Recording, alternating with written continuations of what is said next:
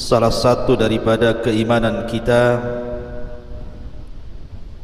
kepada yaumul akhir, kita beri tema perjalanan di padang mahsyar. Ma'asyiral muslimin wal muslimat rahimani wa rahimakumullah. Pembahasan ini penting sekali karena beriman kepada hari akhir itu membawa pengaruh kepada kepribadian seorang muslim. Orang kalau yakin bahwa ada kehidupan setelah kematian dan ada balasan pada setiap perbuatan, maka insya Allah dia terlahir menjadi orang-orang yang baik. Bagaimana hal ikhwal kondisi setelah kematian? Kita mulai dengan bercerita tentang hal ihwal hari kiamat itu. Ma'asyiral muslimin yang dimuliakan Allah Subhanahu wa taala, beriman dengan adanya kiamat itu mencakup 5 rukun yang disebut dengan arkan yaumil kiamat. Yang pertama, beriman dengan adanya kematian, bahwa setiap manusia itu pasti mati, yang kaya mati, yang miskin mati, pejabat mati, rakyat pun mati. Kita lihat raja-raja yang dulu congkak-congkak pun mati. Maka kematian itu sebuah kepastian, dan kematian itu kiamat yang pasti terjadi. Rasul yang mengatakan idza mata ahadukum qamat qiyamatuh. Kalau meninggal salah seorang di antara kalian berarti tegak kiamat kepadanya. Ini yang pertama. Yang kedua, alam barzakh, bahwa setiap manusia akan mengalami alam barzakh. Alam barzakh itu alam kubur, dan di alam kuburan itu ada 4 peristiwa. Pertama, himpitan kuburan. Yang kedua, fitnah kuburan. Yang ketiga, azab kubur. Ataupun yang keempat, nikmat kubur. Itu 4 peristiwa yang akan berlaku dalam kuburan. Kemudian yang ketiga, al-hasyr atau al-ba'tsu wal hasyr, kebangkitan, kemudian manusia akan berkumpul di padang mahsyar. Semua manusia sejak zaman Adam sampai yang terakhir mati akan dibangkitkan, kemudian dikumpulkan di padang mahsyar. Kemudian yang keempat, adanya hisab. Semua manusia pasti dihisab, kecuali ada orang-orang yang memang dikecualikan lolos dari hisab. Siapa mereka? Nanti dijelaskan. Dan yang terakhir, yang kelima, adanya jaza, balasan. Imma ilal jannah, menuju surga, wa imma ilan nar, menuju neraka. Inilah pembahasan kita 5 poin yang kita sebut dengan perjalanan padang mahsyar. Baik, ma'asyiral muslimin yang dimuliakan Allah Subhanahu wa taala, di dalam Al-Qur'anul Karim, ketika Allah Subhanahu wa taala bercerita tentang kiamat, kiamat itu sesuatu yang mengerikan, sehingga Allah Subhanahu wa taala banyak memberikan nama kepada hari kiamat itu. Terkadang Allah Subhanahu wa taala menyebut nama hari kiamat itu dengan Al-Qari'ah. Al-Qari'ah itu artinya suara yang bisa menghancurkan gendang telinga. Terkadang Allah Subhanahu wa taala menyebutnya dengan al-yaumul akhir, karena memang mengakhiri seluruh kehidupan dunia. Terkadang Allah Subhanahu wa taala menyebutnya dengan yaumul ba'thi, hari kebangkitan, karena pada sangkakala yang kedua manusia dibangkitkan. Terkadang Allah Subhanahu wa taala menyebutnya yaumul khuruj, karena manusia akan keluar dari kubur-kubur mereka. Terkadang Allah Subhanahu wa taala menyebutnya yaumuddin, hari pembalasan, maliki yaumiddin, karena memang setelah kematian ada balasan. Terkadang Allah Subhanahu wa taala menyebutnya as-sakhah. Sakhah itu artinya teriakan yang sangat keras sekali, yang bisa memecahkan gendang-gendang telinga dan menakutkan jiwa. Terkadang Allah menyebutnya dengan kalimat at-tammatul kubra. At-tammatul kubra. Terkadang menyebutnya dengan al-ghasyiyah, makanya ada surat namanya al-ghasyiyah. Terkadang disebut yaumul hisab, al-waqi'ah, kemudian yaumul wa'id, yaumul jam'i, al-haqah, yaumut talaq, yaumut tanad, dan banyak lagi istilah-istilah, nama-nama yang semakna, yang menunjukkan bahwa nama-nama itu menunjukkan adanya kiamat. Dan orang Arab ketika memberi satu peristiwa dengan banyak nama menunjukkan peristiwa itu maha dahsyat. Baik. Kapan terjadi kiamat? Terjadinya kiamat itu kalau seluruh tanda-tanda kiamat Allah munculkan. Di sana ada tanda-tanda kiamat kecil, ada tanda-tanda kiamat besar. Kalau tanda-tanda kiamat kecil itu kadang muncul, kadang tenggelam. Tetapi kiamat besar kalau sekali muncul tidak mungkin dihentikan, akan terus seperti itu, ganti ini, hilang ini, ganti itu, hilang itu, ganti yang lain. Pamannya turunnya khurujud dajjal, munculnya dajjal. Dajjal belum mati, Isa sudah turun. Kemudian Isa membunuh dajjal. Isa belum meninggal, keluar Ya'juj dan Ma'juj. Kemudian Ya'juj dan Ma'juj dibinasakan oleh Allah Subhanahu wa taala. Kemudian ketika Isa bin Maryam meninggal dunia, muncul dukhan, asap tebal di langit. Setelah dukhan, matahari terbit dari arah barat. 3 hari matahari terbit dari arah barat, tiba-tiba kemudian muncul lagi dabatun minal ard, binatang bumi yang melata yang bisa bicara. Kemudian setelah itu muncul gempa dari arah timur, dari arah barat, dari jazirah Arab, sampai kepada api yang keluar dari Adan menggiring manusia menuju Syam. Disitulah kiamat dibangkitkan. Dan kiamat dibangkitkan itu dimulai dengan suara Israfil meniup trompetnya, sangkakalanya. Ada yang mengatakan bahwa Israfil meniup sangkakala itu 3 kali. Tiupan kejutan yang pertama, tiupan kematian yang kedua, dan tiupan kebangkitan yang ketiga. Tapi pendapat yang kuat wallahu alam bahwa tiupan itu cuma 2 kali. Tiupan pertama tiupan kejutan dan kematian, tiupan kedua tiupan kebangkitan. Lah ketika Israfil meniupkan trompet itu, maka yang pertama kali meninggal adalah orang yang sedang memperbaiki tempat minum unta. Tiba-tiba pingsan kemudian mati. Kemudian disusul orang-orang yang di jalan-jalan, di pasar-pasar, di rumah-rumah. Kemudian disusul dengan bangsa jin, bahkan para malaikat. Semua akan diwafatkan Allah Subhanahu wa taala pada tiupan yang pertama. Lah setelah tiupan yang pertama ada namanya tiupan yang kedua, nafkhatus tsaniyah. Berapa jaraknya antara tiupan pertama ke yang kedua? Hadis Abu Hurairah radhiyallahu anhu mengatakan bahwa jarak tiupan pertama ke kedua itu 40. Tanpa menyebutkan 40 harikah, 40 bulankah, 40 tahunkah, wallahu a'lam.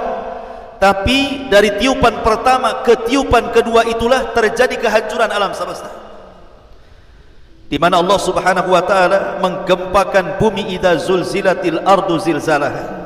Apabila bumi Allah gempakan. Di tengah-tengah dua tiupan itu Allah Subhanahu wa taala meluapkan air lautan ke daratan. Wa idzal biharu sujjirat. Ketika kemudian lautan itu dinyalakan kemudian ditumpahkan ke daratan seperti tsunami. Kemudian di antara 2 tiupan itu Allah Subhanahu wa taala gulung langit. Allah jatuhkan bintang-bintang. Wa idzan nujumun tasharat. Kemudian Allah Subhanahu wa taala hancurkan gunung, bukit, lembah.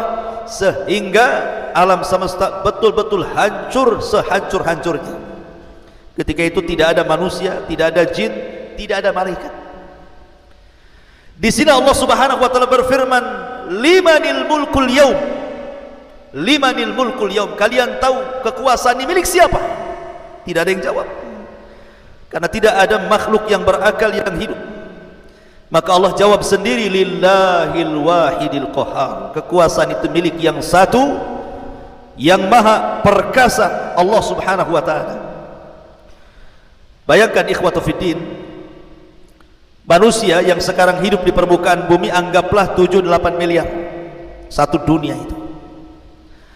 Tetapi makhluk yang sudah dikubur, manusia yang sudah dikubur sejak Adam sampai hari ini, jumlahnya bukan miliaran lagi, bisa triliunan. Artinya orang yang dikubur itu jauh lebih banyak jumlahnya dibandingkan orang yang hidup hari ini. Saat tiupan yang pertama, yang akan merasakan hanyalah orang-orang kafir. Orang yang beriman tidak akan merasakan tiupan yang pertama. Karena sebelum Allah Subhanahu wa taala merintahkan Israfil untuk meniup moncong itu, moncong sangkakala itu, maka orang-orang yang beriman walaupun punya iman hanya sebiji zarah, diwafatkan dengan dikirim angin yang sangat dingin menyentuh ketiak-ketiak orang-orang ini, kemudian Allah wafatkan. Sehingga tidak ada yang hidup kecuali orang yang paling buruk dari orang-orang kafir. Disitulah Rasul mengatakan, la taqumus sa'ah illa ala syiraril khalqi. Tidak mungkin tegak hari kiamat kecuali ditimpakan kepada manusia yang paling buruk dari orang-orang kafir. Artinya tiupan pertama tidak mungkin dirasakan orang yang beriman, karena orang yang beriman sudah meninggal semua. Tetapi tiupan yang kedua baru akan dirasakan semua orang. Mau mukminnya, mau kafirnya, mau munafiknya, semua akan merasakan. Mau mulai orang hidup di zaman Nabi Adam sampai yang terakhir mati, semua akan merasakan tiupan yang kedua. Karena tiupan yang kedua itu disebut tiupan kebangkitan. Karena manusia akan dibangkitkan, akan keluar dari kubur-kubur mereka. Ustadz, bagaimana orang yang dikubur itu kan sudah dagingnya pun tidak ada, terkadang tulang belulangnya sudah hancur, apalagi sudah berabad-abad yang silam. Bagaimana Allah Subhanahu wa taala membangkitkan mereka? Dari mana Allah bangkitkan mereka? Allah bangkitkan mereka dari tulang ekor. Setiap manusia itu punya tulang ekor. Tulang ekor tidak akan dihancurkan. Dari situ Allah bangkitkan manusia, dari tulang ekornya itu. Dan Allah lebih mudah membangkitkan kedua kalinya dibandingkan pertama kali menciptakan. Dan ini Allah Subhanahu wa taala sebutkan di dalam Al-Qur'an, wa alqad ma fiha wa takhallat. Dan kami keluarkan beban-beban isi perut bumi, dilempar ke permukaan. Maksudnya jasad-jasad manusia yang sudah mati ratusan tahun bahkan ribuan tahun itu semua dilempar ke permukaan. Wa akhrajatil ardu athqalaha. Dan kami keluarkan beban-beban berat bumi, dilempar ke permukaan. Maksudnya manusia yang sudah meninggal. Lah setelah kemudian manusia dibangkitkan dari kubur-kubur mereka, disitulah Allah lesatkan ruh dari setiap tempat ke jasadnya masing-masing. Kalau ruhnya orang yang beriman diletakkan di Iliyin, kalau ruhnya orang kafir diletakkan di Sijin. Karena di antara makhluk yang tidak hancur saat kiamat itu salah satunya ruh tidak hancur. Yang tidak hancur saat kiamat itu satu arasy tidak akan hancur. Kemudian lauhil mahfud tidak akan hancur. Kemudian kursi tidak akan hancur. Kemudian ruh tidak akan hancur. Kemudian tulang ekor manusia tidak akan hancur. Ini perkara-perkara yang tidak akan hancur saat kiamat. Lah di mana ruh saat terjadi kiamat? Ruh saat terjadi kiamat kalau dia ruhnya orang yang beriman diletakkan di tempat yang paling tinggi di sorga yang disebut dengan Illiyun. Adapun ruhnya orang kafir saat kiamat diletakkan di Sijin, di dasar bumi yang paling dalam, tempat yang paling buruk. Disitulah ruhnya orang-orang kafir. Jadi ketika manusia itu dikeluarkan dari kuburan-kuburan mereka setelah trompet yang kedua, maka Allah firmankan, wa idzan nufusu zuwizat. Apabila nufus, jiwa-jiwa itu disatukan kembali dengan jasadnya, maka ruh melesat kemana-mana dan tidak tertukar. Enggak mungkin ruhnya si anu tertukar dengan ruhnya si anu, tidak. Ma'asyiral muslimin yang dimuliakan Allah Azza wa Jalla, ketika itulah ikhwan, manusia dibangkitkan oleh Allah Azza wa Jalla. Manusia dibangkitkan itu ikhwan, itu terbagi menjadi dua kelompok. Dan itu disebutkan dalam surah Yasin.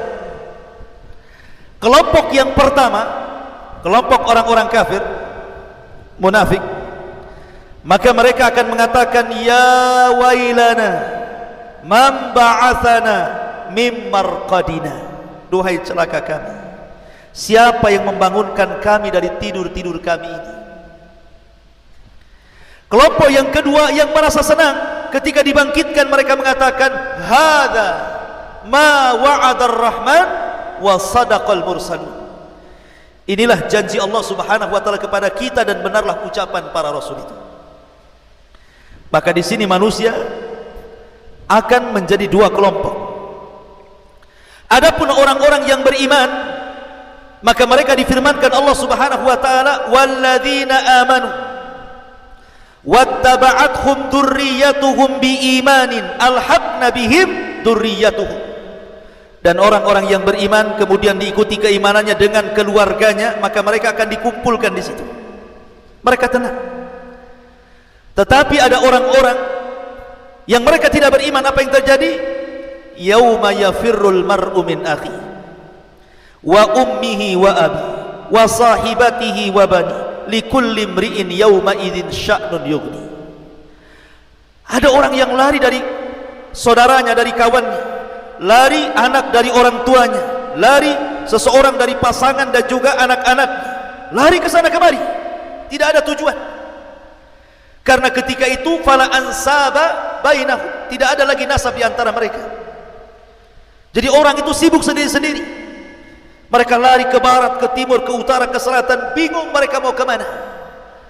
Karena ketika itu Allah Subhanahu wa taala menjadikan bumi yang antum pijak hari ini, yang isinya banyak gedungnya, banyak rumahnya, banyak hutannya, banyak bukitnya, banyak lembahnya, banyak gunungnya, Allah Subhanahu wa taala nanti akan robah bumi yang kita pijak dengan bumi yang baru, yauma tubaddalul ardu ghairal ardi. Pada hari di mana bumi akan diganti dengan bumi yang baru. Maksudnya bumi yang baru itu, sekarang bentuk bumi itu membulat seperti telur bulat. Maka bumi yang bulat ini akan Allah hancurkan, kemudian akan Allah buat rata ya. Sehingga tidak ada yang meninggi, tidak ada yang merendah, tidak ada gunung, tidak ada bukit, tidak ada lembah, semua rata dan warnanya putih seperti tepung, karena tidak ada orang bermaksiat di situ. Itulah yang disebut dengan padang mahsyar. Disitulah manusia dibangkitkan.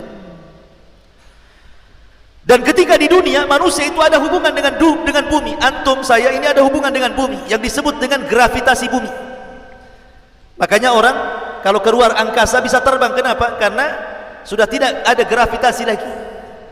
Tapi di akhirat sudah tidak ada lagi gravitasi, karena hubungan manusia dengan bumi selesai. Bumi sudah dihancurkan dan diganti dengan bumi yang baru.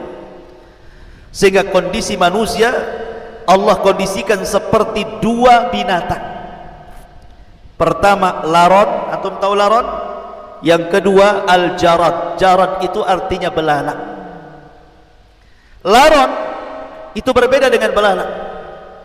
Kalau ada listrik nyala seperti ini, kemudian musim hujan, biasanya orang yang tinggal di pesawahan, nanti datang laron terbang itu kemana? Menuju cahaya. Lihat cara terbang laron itu. Laron kalau terbang gak ada aturannya, dia tabrak kawannya, dia senggol kawannya, akhirnya putus sayapnya, besoknya udah berserak-serak di bawah. Kenapa? Karena tidak ada aturan laron terbang itu. Beda dengan belalang. Kalau belalang ini bersama koloninya, bersama kawanannya, kalau terbang itu dia berbaris tepat ke satu titik, rapih dia ketika terbang itu rame-rame. Kalau laron amburadul terbangnya.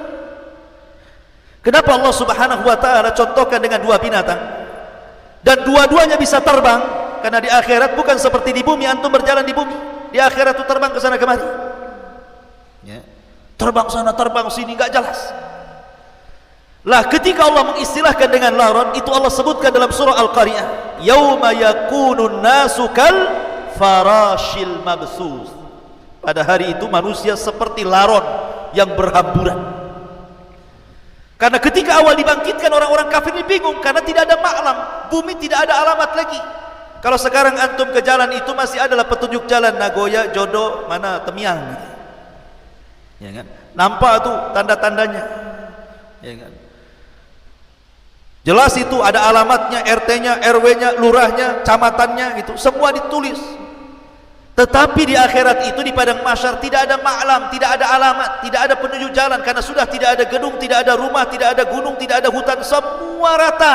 Tanah rata. Oh kemana? Sudah tidak tahu lagi di mana kapling dia. Jabal Uhud pun tak tahu di mana lagi. Ya, karena sudah rata semuanya. Ya. Tidak ada ma'lam, tidak ada alamat. Makanya mereka bingung mau harus pergi kemana. Akhirnya mereka yang dari timur ke selatan, yang dari selatan ke utara, yang dari utara ke barat, pokoknya seperti orang linglung. Lah itulah yang kemudian Allah sebut kal ihnil manfush, seperti laron yang berterbangan berhamburan, tidak jelas harus kemana, bingung. Dan mereka dibangkitkan khufatan uratan ghurlan buhman. Pertama tidak beralas kaki, kembali tidak dikhitan, telanjang bulat, dan tidak ada bawa harta di badan. Betul-betul miskin semuanya. Nahnu fuqara ilallah, kita ini miskin di hadapan Allah Azza wa Jalla.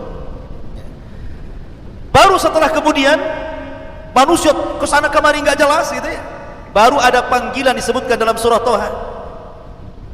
Ketika ada panggilan, barulah kemudian manusia dari mana-mana akan tertuju kepada satu panggilan itu. Disitulah Allah Subhanahu wa ta'ala kemudian ibaratkan dengan kal jaradil muntashir. Maka mereka seperti belalang, karena belalang aturannya jelas terbangnya menuju satu titik ya. Maka akhirnya kemudian manusia berkumpul di satu tempat, lah disitulah disebut padang mahsyar. Manusia akan berdiri di situ. Berapa tahun? Khamsina alfasana, 50.000 tahun. Yauma yakumun nasu li rabbil alamin. Manusia akan berdiri menghadap Rabb alamin. Apakah 50.000 tahun itu berlaku kepada seluruh manusia? Tidak. Ini hanya berlaku kepada orang-orang kafir saja. Karena orang-orang yang beriman, ada yang keluar dari kubur dibangkitkan direct masuk surga. Tidak ada hisab, tidak ada adab. Seperti Rasulullah SAW menggambarkan 70.000 orang yang masuk surga tanpa hisab dan adab. Mereka orang yang tidak minta ruqyah, tidak minta dikai besi panas yang disulut gitu ya. Kemudian mereka tidak tatoyur dan mereka senantiasa bertawakal kepada Allah Azza wa Jalla. Ini langsung direct masuk surga, tidak ada hisab, tidak ada adab. Ataupun para syuhada yadkhulunal jannah bighairi hisab, masuk ke dalam surga tanpa hisab. Ada orang-orang itu yang direct masuk surga, enggak ada hisab, enggak ada adab, sehingga mereka tidak harus kemudian tinggal di padang mahsyar bertahun-tahun lamanya. Tapi ada juga yang dihisab dengan hisab yang sulit, ya agak lama. Ada juga hisab yang mudah, ya agak cepat. Pokoknya tergantung amalannya di bumi. Karena kehidupan akhirat itu yang menentukan kebahagiaan ketika sekarang ini kita hidup di bumi. Faman ya'mal mithqala dzarratin khairan yara wa man ya'mal mithqala dzarratin syarran yara. Ma'asyiral muslimin wal muslimat rahimani wa rahimakumullah. Lah ketika manusia berkumpul di padang mahsyar, apa yang terjadi? Allah Subhanahu wa taala akan datang menemui mereka. Wa jaa'a rabbuka wal malaku saffan saffa. Maka Rabbmu akan datang sementara malaikat berbaris-baris bersaf-saf itu. Lah ketika itu Allah Subhanahu wa taala memanggil makhluk yang disebut dengan jahannam. Waji'a bi jahannam yauma idzin yatadzakkarul insan anna lahu dzikra. Didatangkan neraka jahannam. Jahannam ini memiliki 70.000 tali kekang. Dan setiap satu tali kekang dipegang oleh 70.000 malaikat. Anda bisa bayangkan? Jahannam ini ditarik memiliki 70.000 tali untuk nariknya itu.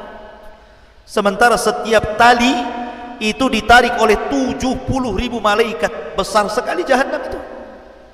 Ya. Kemudian ditampakkan di hadapan manusia. Ketika kemudian ditampakkan di hadapan manusia, disinilah manusia terbagi menjadi 3 kelompok. Kelompok yang pertama disebut kelompok al-muqarrabun. Kelompok muqarrabun, orang-orang yang dekat dengan Allah Subhanahu wa taala. Maka mereka langsung diangkat oleh Allah Azza wa Jalla, dijauhkan dari jahannam, kemudian diletakkan di bawah arsy Allah Subhanahu wa taala. Kemudian kelompok yang kedua yang disebut ashabul yamin diangkat juga, dijauhkan dari jahannam sehingga jahannam berawan di bawah.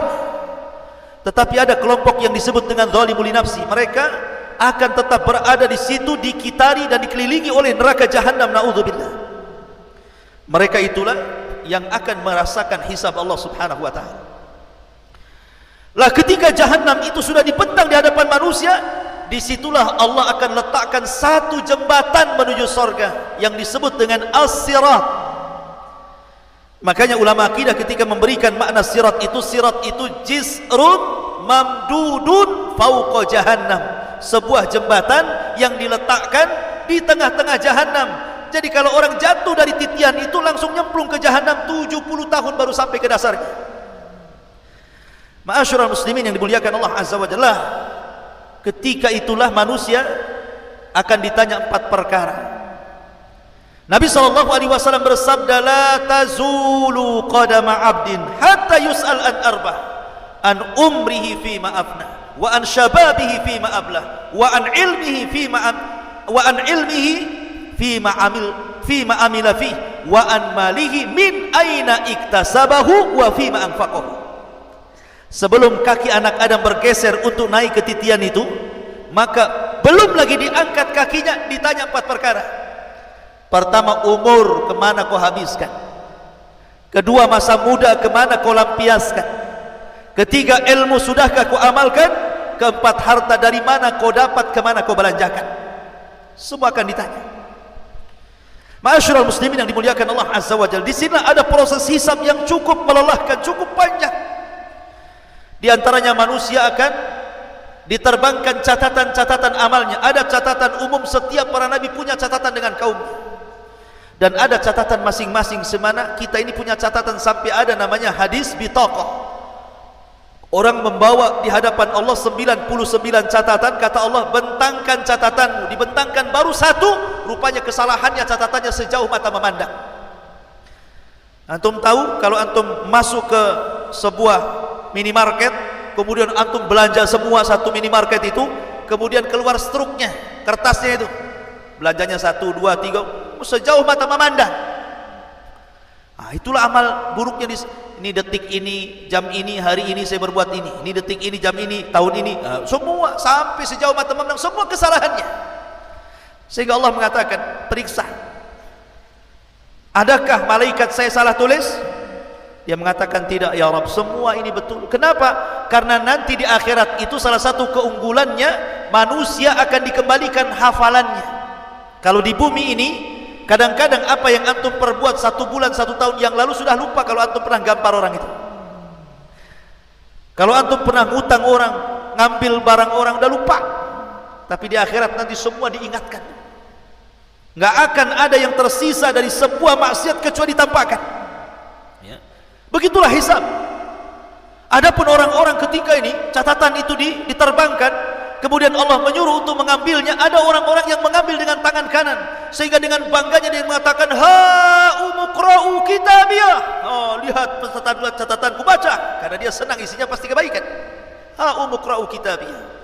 Tapi ada orang yang mengambil dengan tangan kirinya, maunya dilempar saja karena tahu dia isinya catatannya semua keburukan. Ada yang mengambil dengan tangan kiri, sebelah punggung susah diambil. Karena orang itu terbagi 3. Pertama, mukmin mengambil dengan tangan kanan, kafir dengan tangan kiri, munafik dengan tangan kiri di sebelah punggungnya. Begitulah manusia. Kemudian di sana juga nanti ada proses mizan, timbangan. Semua akan ditimbang. Dan timbangan itu menentukan kebaikan orang dan menentukan keburukan orang. Fa amma man thaqulat mawazinuhu fa huwa fi isyatir radiyah. Wa amma man khaffat mawazinu fa ummuhu hawiyah wa ma adraka ma hiyah narun hamiyah. Jadi semua akan ditimbang itu, baik badannya, baik catatannya, baik amalannya, semua akan ditimbang. Dan yang menentukan berat dan tidaknya timbangan itu bukan berat badan. Kalau berat badan yang gemuk antum yang untung, yang kurus yang rugi. Oh, alhamdulillah saya gemuk, insya Allah timbangan saya berat. Ya, di dunia, di akhirat belum tentu. Karena Abdullah bin Mas'ud, seorang sahabat Rasul, orangnya kurus kering, naik pohon kurma, datang angin, kemudian jubahnya tersingkap, nampak betis yang kecil, di mana daging dengan tulangnya nyatu karena saking kecilnya. Akhirnya para sahabat mentertawakan kedua betis Abdullah bin Mas'ud, sangat kecil. Kata Rasulullah, tadhaku, jangan ketawakan kedua betis Abdullah bin Mas'ud itu. Karena kedua betis itu kalau ditimbang di satu neraca Gunung Uhud di neraca satunya, maka dua betis Abdullah bin Mas'ud jauh lebih berat dibandingkan Gunung Uhud. Artinya bahwa yang menjadikan berat bukan badan, tetapi amalan dan catatan. Ya. Lalu apa yang bisa memberatkan timbangan, ikhwan? Banyak. Ya, salah satunya apa? Salah satunya zikrullah. Orang yang senantiasa berzikir itu, ikhwan, itu bisa memberatkan timbangan. Rasul mengatakan apa? Kalimatani khafifatani thaqilatani fil mizani habibatani ala rahmani subhanallah wa bihamdihi subhanallahil azim. Dua kalimat kata Rasul, ringan di lisan, berat dalam timbangan, dicintai Ar-Rahman, subhanallah wa bihamdihi subhanallahil azim. Sampai ada satu cerita, ada seorang kakek di Saudi sana. Kakek sudah tua renta, namanya kakek kan tua, kalau muda tidak disebut kakek lah. Jadi seorang kakek ini habis sholat, kakek orang awam tapi rajin sholat. Ketika habis sholat, dia datang kepada seorang imam yang mengimami sholat dan mengatakan, ya imam, ajarkan kepadaku satu hadis Nabi yang bisa ku amalkan dan ku dakwahkan.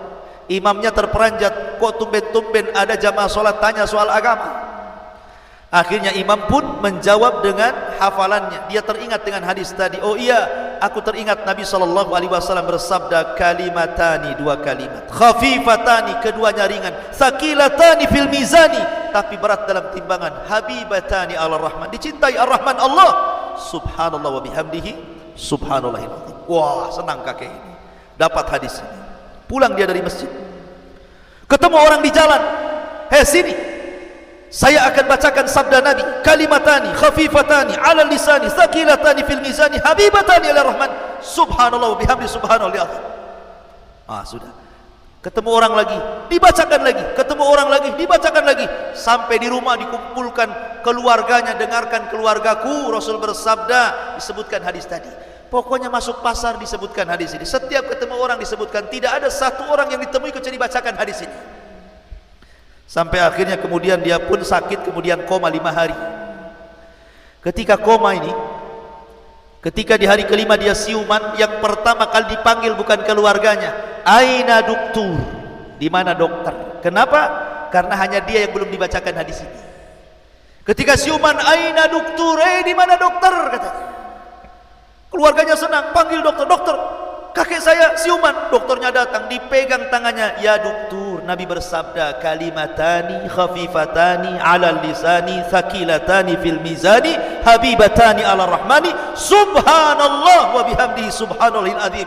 Ketika dia mengucapkan subhanallah wa bihamdihi subhanallahil azim sambil memegang tangan dokter, hilang nyawanya, meninggal dunia di atas kalimat subhanallah wa bihamdihi subhanallahil azim. Berat timbangan. Ya. Maka zikir kepada Allah pemberat timbangan. Yang kedua, husnul khuluq. Ma min syai'in athqal fil mizan min husnil khuluq. Tidak ada sesuatu yang bisa memberatkan timbangan melebihi baiknya akhlak. Dan akhlak itu tercermin dari anggota badan. Nih, kalau antum dikatakan berakhlak, maka 3 anggota badan ini menunjukkan akhlak antum. 1 dari leher ke atas disebut kepala. Kepala ada mata, kepala ada telinga, kepala ada hidung, kepala ada lisan, kepala ada otak. Kalau semuanya baik, berakhlak antum kepalanya. Ya. Matanya memandang, tidak pernah melotot, dan dia pandang dengan pandangan yang halus. Kemudian bibirnya tersenyum, setelah memandang tersenyum, maka senyumnya menjadikan sedekah. Tabassumuka li akhika sadaqah, senyum kamu kepada saudaramu sedekah, maka jangan bakhil senyum. Sulaiman saja melihat ada rombongan semut, kemudian ketuanya rombongan semut mengatakan kepada semut, ya ayyuhan namla udkhulu masakinakum la yakhtimannakum Sulaiman wa junuduhu wa hum la yash'urun. Kata ketua semut, hei semut-semut anak buahku, cepat masuk rumah-rumah kalian, Sulaiman tentaranya sudah akan datang. Kalau mereka menginjak, kalian akan mati. Dan mereka tidak sadar sedang menginjak kalian. Ucapan kepala semut didengar Sulaiman, fatabassama dhahika min qauliha. Maka Sulaiman pun tersenyum, kemudian tertawa karena ucapan semut. Dia pandang semut, dia senyum ke semut. Tapi jangan antum senyum-senyum ke semut. Ada semut senyum ngapain? Ini mencontohkan Nabi Sulaiman katanya. Maksudnya begini, jangan mudah atau jangan susah untuk melempar senyum. Karena biasanya kalau orang jarang senyum, sekali senyum dipertanyakan, ngapain kok senyum orang itu? Ada apa kok tiba-tiba senyum, gila ya katanya. Karena jarang senyum, sekali senyum dipertanyakan senyumnya tuh. Jadi senyum itu bagian daripada akhlak. Habis memandang tidak melotot, habis tersenyum manis senyumnya, baru mengeluarkan untayan kata-kata yang indah, yang mutiara, yang santun. Rasul mengatakan, man kana yu'minu billahi wal yaumil akhir falyaqul khairan aw liyasmut. Itu akhlak namanya. Tidak memandang kecuali yang baik, tidak mencium kecuali yang halal, tidak berpikiran otaknya yang negatif, semua positif, tidak suudon sama orang. Berarti kepala kita berakhlak. Kemudian tangan mudah membantu, ada saudaranya bantu, ada saudaranya diangkat, memberi, itulah tangan, akhlaknya tangan. Dan juga badan ini dari leher ke bawah, kalau antum ngobrol, jangan pula dia ngadap kita, kita pula ngadap tembok. Itu tidak berakhlak badan kita. Ya, jadi itu akhlak itu pemberat timbangan. Kemudian yang ketiga, di antara pemberat timbangan orang yang mengantarkan jenazah. Siapa yang mengantarkan jenazah sampai menyolatkan, maka dia dapat 1 qirat. Siapa yang sampai menguburkan di pekuburan, maka dia dapat 2 qirat. Apa qirat itu Rasul? Qirat itu artinya gunung Uhud. Jadi orang yang menyolatkan mayat dapat pahala seberat gunung Uhud. Kalau sampai menguburkan dapat 2 gunung Uhud, gitu maksudnya. Gunung Uhud itu besar, terbentang di Madinah. Ya. Intinya bahwa ada pemberat timbangan amal saleh dan ada peringan timbangan amal saleh. Maka yang berat timbangan kebaikannya, ringan timbangan keburukannya, direct masuk surga. Maka orang yang berat timbangan keburukannya, ringan timbangan kebaikannya, direct masuk neraka. Ada yang 50-50 itu. 50% kebaikannya, 50% keburukannya, maka yang disebut ashabul a'raf. Makanya ada namanya suratul a'raf, orang yang 50-50 itu.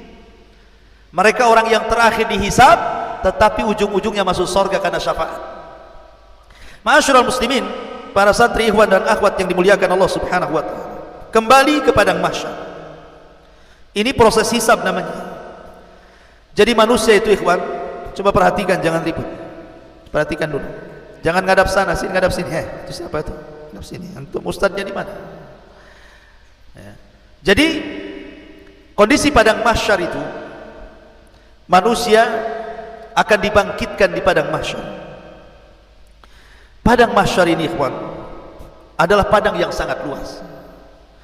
Ketika manusia berdiri di padang mahsyar, apa yang terjadi? Matahari dan bulan itu yang disatukan oleh Allah akan diletakkan di atas kepala.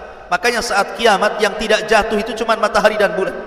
Semua bintang dan planet berjatuhan dan bertubrukan, dihancurkan, kecuali matahari dan bulan. Karena Allah mengatakan wajumi asyamsu wal qamar. Maka Allah akan kumpulkan matahari dan bulan jadi satu. Tidak dihancurkan. Karena akan dibawa kepada padang mahsyar dan akan diletakkan 1 mil di atas kepala. Disitulah keringat bercucuran. Saking banyaknya keringat, ada yang tenggelam 1 betis, ada yang tenggelam 1 pusar, ada yang tenggelam 1 dada, ada yang hampir tenggelam dengan kepala-kepalanya. Saking panasnya keringat terus bercucuran. Dan kondisi mereka tidak bisa duduk, tidak bisa baring. Mereka hanya bisa berdiri saja, tidak ada makanan, tidak ada minuman. Ketika itulah mereka bingung harus apa yang mereka lakukan. Sehingga mereka kemudian bertanya kepada orang-orang berakal di antara mereka. Setiap kaumnya, setiap zamannya, setiap masanya, berkumpullah orang-orang yang berakal itu.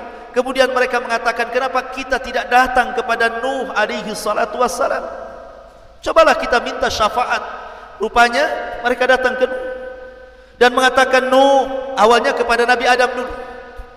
Cobalah kita datang kepada Nabi Adam, dia kan bapak kita, boleh jadi dia bisa menolong kita. Akhirnya datang dulu pertama kali ke Nabi Adam, mengatakan, ya Adam, engkau bapak kami. Allah ciptakan dengan kedua tangannya, Allah tiupkan rohnya langsung kepadamu, malaikat sujud semua kepadamu. Tolonglah, lihat kami ini sudah kepanasan, lelah, letih, minta kepada Allah agar engkau perantara syafaat bagi kami. Tapi Adam mengatakan, tidak bisa, aku pernah berbuat salah, gara-gara makan buah larangan aku diusir dari sorga. Kau pergi kalian ke Nuh sana, boleh jadi Nuh bisa menolong kalian. Nafsi, kata Adam, urus diri kalian. Datanglah ke Nuh. Nuh, kamu ini rasul yang pertama. Nuh, kamu ini rasul yang pertama, tolonglah lihat kondisi kami. Ya. Ala tara ila ma nahnu fihi ud'u ila rabbik. Tidakkah kau iba melihat kondisi kami? Berdoalah kepada Rabbmu ya Nuh agar memberikan syafaatnya kepada kami. Tapi Nuh mengatakan, tidak, aku tidak bisa karena aku pernah berdoa kehancuran kepada kaumku. Rabbi la tadhar alal ardi minal kafirin dayara. Nuh pernah mengatakan, ya Rabb, jangan kau sisakan satu jiwa orang kafir kecuali kau binasakan. Sebaiknya kau datang ke Ibrahim sana. Datang manusia ke Ibrahim alaihi salatu wassalam, abul anbiya. Ya Ibrahim, lihat kondisi kami, berdoalah kepada Allah agar Allah memberikan syafaat kepada kami. Kata Ibrahim, aku tidak bisa karena aku pernah berdusta 3 kali dusta. Pertama saat hijrah dengan Sarah ke Mesir, dia katakan kepada Sarah, hei Sarah, jangan katakan kepada para prajurit raja kalau kau istriku, katakan kau saudariku. Ini bohong yang pertama. Bohong yang kedua, ketika menghancurkan patung-patungnya, kemudian diletakkan di palunya di patung yang besar, ditanya Namrud, engkau yang melakukan ini wahai Ibrahim? Kata Ibrahim, enggak, yang melakukan itu yang paling besar. Bohong yang kedua. Bohong yang ketiga, Ibrahim diajak pesta oleh ayahnya ke pesta Namrud, tapi Ibrahim tidak mau, sehingga dia mengatakan, ini sakim, aku lagi sakit, padahal tidak sakit. Maka itu bohong ketiga. Aku pernah bohong 3 kali. Sebaiknya kau datang kepada Musa. Datanglah manusia ke Musa, ya Musa, tolonglah kami, berdoalah kepada Rabbmu. Tidakkah kau melihat, tidak kau iba macam-macam? Kata Musa, aku tidak bisa karena aku pernah membunuh masalahnya, walaupun tanpa sengaja. Ketika ada 2 orang anak muda, satu dari Bani Israel, satu dari kaum Fir'aun berkelahi. Kemudian anak muda dari Bani Israel mengatakan, ya Musa, ungsurni, tolong aku. Maka Musa pun menolong anak muda Bani Israel. Diserang sama kaum Kipti, ditangkis sama Musa. Tangkisannya membuat orang itu mati. Baru nangkis sudah mati, gimana kalau nyerang? Ya. Artinya Musa membunuh tidak sengaja. Aku tidak bisa pernah membunuh orang. Lebih baik datang kepada Isa. Datang semua kepada Isa. Isa tidak menyebutkan alasannya, tapi Isa mengatakan, sudah datanglah kepada Muhammad sallallahu alaihi wasallam. Datang mereka kepada Rasul sallallahu alaihi wasallam. Kata Rasul, ana laha, kan ku coba. Maka Rasul akhirnya mencoba menghadap Allah, sujud di bawah arsy, lama sujudnya. Akhirnya Allah mengatakan, ya Muhammad, irfa ra'sak, angkat kepalamu, qul tusma, sal tu'ta, isfa tusyaffa, katakan kau didengar, minta kau diberi, mintalah syafaat, ku beri kau syafaat. Dari situlah Rasul satu-satunya nabi yang memberikan syafaatul udma di padang mahsyar. Ya. Ma'asyiral muslimin yang dimuliakan Allah Azza wa Jalla. Maka ketika itu manusia akan dikelompokkan dengan sesembahannya masing-masing. Yang nyembah akar akan dikelompokkan dengan para penyembah akar. Yang nyembah ular kubra akan dikumpulkan dengan para penyembah ular kubra. Yang nyembah gajah juga sama, yang nyembah berhala sama, yang nyembah lembah juga sama, dikumpulkan bersama sesembahannya. Dan ketika itu sesembahan yang merasa bisa menolong di dunia, Allah katakan, ini sesembahan kalian, amintalah tolong kalian kepada sesembahan kalian. Tidak bisa sesembahan itu menolong, karena mereka tidak mendatangkan manfaat, juga tidak bisa mencegah madarat. Ketika itulah mengatakan, wasiqal ladzina kafaru ila jahannama zumara. Allah giring orang-orang kafir masuk ke neraka jahanam. Sehingga ketika sudah tidak ada orang kafir lagi di padang mahsyar, karena orang kafir tidak sempat masuk ke titian, mereka sudah masuk ke neraka semua, tinggal ada 2 kelompok, mukmin dan munafik. Disitulah mereka diuji untuk menyeberang sirat titian itu. Maka seorang mukmin, Rasul yang pertama kali nyeberang, kemudian nunggu di ujung. Setiap ada umatnya lewat, Rasul berdoa, Allahumma salim salim, ya Allah selamatkan umatku, selamatkan umatku. Ya kan? Ma'asyiral muslimin yang dimuliakan, sehingga ada yang menyeberang dengan cepat seperti kilat, tahu-tahu sudah di ujung. Ada yang seperti naik kuda balap, ada yang seperti pelari, ada yang seperti berjalan, ada yang merangkak-rangkak, macam-macam. Ada yang baru nyeberang kemudian nyemplung. Ya, macam-macam orang. Dan orang munafik, mereka hendak mengelabui orang yang beriman. Karena setiap diberikan cahaya, hilang cahayanya. Nunggu cahaya orang yang beriman jalan. Naqtabis min nurikum, tunggulah aku ikut cahayamu. Kata orang yang beriman, kau bisa menipu aku di dunia, kau tidak bisa menipuku di akhirat. Cari cahayamu di belakang. Akhirnya orang munafik ke belakang, rupanya dilihat cahaya, zahirnya rupanya adab di belakangnya, naudzubillah. Ya, zahirnya rahmat, tetapi belakangnya min kibalihil adab. Ya, itulah orang-orang munafik. Tapi sebelumnya di padang mahsyar itu, setiap para nabi diberikan telaga. Dan Nabi SAW, telaga yang diberikan adalah telaga yang terpancar dari Al-Kautsar, telaga yang di surga. Telaga Rasul paling luas sendiri di padang mahsyar itu, di mana gelasnya sejumlah bintang yang ada di langit. Jangan takut gak dapat gelas. Setiap yang minum tidak akan haus selamanya walaupun satu teguk. Lebih putih dibandingkan susu, lebih manis dibandingkan madu. Sekali teguk tidak akan haus selamanya. Dan jumlah gelasnya sejumlah bintang yang ada di langitan. Maka setiap yang masuk di situ, yang pertama kali masuk meminum dari telaga siapa? Orang Yaman, orang-orang Ansor. Mereka yang pertama kali minum. Kemudian disusul dengan Muhajirin, kemudian disusul dengan yang lainnya, sampai yang terakhir ada satu kelompok mau minum, tiba-tiba diusir. Kau jangan minum di sini. Maka Nabi melihat ada umat yang diusir, tidak tega dan mengatakan, ya Rabbi ummati ummati, ya Rabb, itu kan umatku, biarlah mereka minum dari telagaku. Tapi Allah mengatakan, ya Muhammad, innaka la tadri ma ahdatsu ba'daka, innahum ghayyaru wa baddalu. Muhammad, kau tidak tahu apa yang terjadi dengan mereka setelah sepeninggalmu. Mereka mengganti-ganti sunnahmu dan mereka lari dari petunjukmu. Makanya kata para ulama, orang yang tidak akan minum dari telaga, pertama orang murtad, gak akan minum dari telaga Rasul. Yang kedua, orang munafik tidak akan minum dari telaga Rasul. Yang ketiga, orang yang menyimpang dari sunnah Rasul, ahlul bid'ah wal ahwa. Kemudian yang tidak akan minum, orang yang gemar melakukan dosa besar. Mereka tidak akan minum dari telaga Nabi SAW. Ya, ma'asyiral muslimin yang dimuliakan Allah Azza wa Jalla. Kembali ke titian. Maka Anas bin Malik radhiyallahu an suatu ketika pernah bertanya kepada Rasul. Kata Anas bin Malik, Rasul, aku ingin mendapatkan syafaat pada hari kiamat. Dan Anas bin Malik itu 10 tahun menjadi pembantu Rasul sampai Rasul meninggal. Dari usia 10 tahun sampai usia 20 tahun bersama Nabi, sampai Rasul meninggal.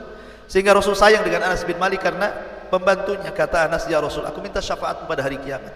Kata Rasul, af'al, siap, saya lakukan wahai Anas.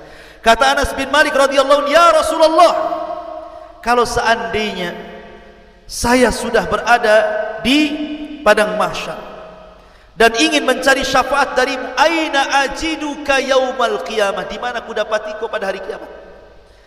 Maka kata Nabi SAW, ya Anas, tajiduni indal haud, datangi aku di telaga. Kata Anas bin Malik radhiyallahu, fa illam ajidka indal haud, aina ajiduka ya Rasulullah? Kalau aku tidak mendapati kamu di telaga, di mana lagi akan ku cari engkau wahai Rasul? Kata Nabi SAW, tajiduni indal mawazin, cari aku di tempat penimbangan amal. Kata Anas bin Malik, illam ajidka fil mawazin, fa aina ajiduka yaumal qiyamah? Kalau aku enggak dapati dirimu di tempat penimbangan amal, lalu di mana lagi wahai Rasul? Maka Rasul mengatakan, tajiduni indas sirat, cari aku di titian, cari aku di titian. Karena tidak mungkin tiga aku akan berada di tiga tempat, di telaga, di tempat penimbangan amal, dan di titian siratal mustaqim. Artinya bahwa ini tiga perkara yang luar biasa. Ya. Kalau orang tidak sampai meminum telaga Rasul, kalau orang sampai berat timbangan keburukannya, kalau orang tidak sampai melintasi titian, alamat dia penduduk neraka. Makanya suatu ketika Rasul berada di giliran Aisyah radhiyallahu anha. Rumah Aisyah itu kecil, 1 meter kali 1,5 meter, itu kamarnya kecil sekali. Antum jangan bayangkan rumah Rasul besar, tidak kecil. Ya.